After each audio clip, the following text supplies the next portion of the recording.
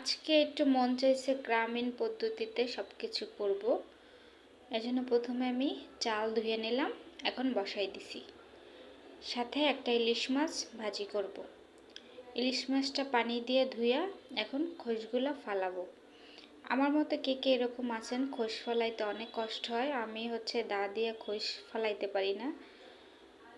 মনে হয় যে পুরো সেইটা ঘর নোংরা হয়ে যাবে, এই জন্য এটা দিয়ে সবসময় খোস ফেলাই।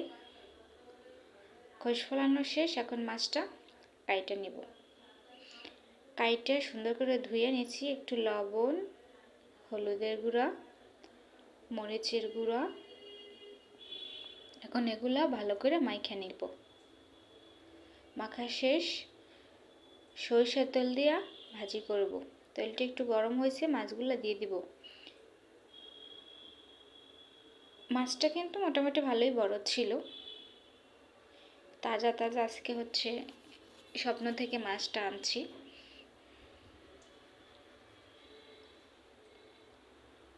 সাথে আমি ইলিশ মাছের ভিতরে যে পেডি থাকে না, ওটাও দিয়ে দিয়েছি। ওইটা কিন্তু খাইতে গাইস সেই মজা। কার কাছে কীরকম লাগে জানি না, তবে আমার কাছে ওটা অনেক বেশি ভালো লাগে। আমি ইলিশ মাছ খাইলে, রান্না করলে, ভাজি করলে, যেটাই করি ওটা কখনো ফলাই না। এটা ভাজতেছি, সাথে ভাত। ভাতও আমার প্রায় হয়ে গেছে। এখন আমি মাছটা উল্টাই দিব।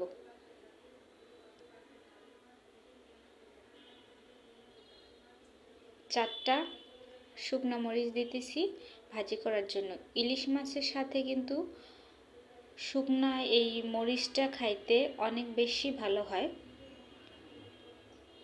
আমার কাছে ভালো লাগে আর কি।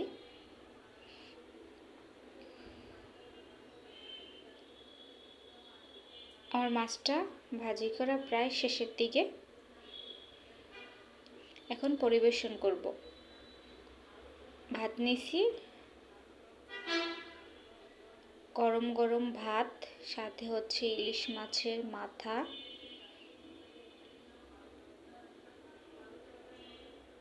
মাছ, শুকনা মরিচ, সাথে একটু ইলিশ মাছ ভাজার যে সরিষার তেল, ওইটা দিয়ে এখন আমি রাতে খাবো।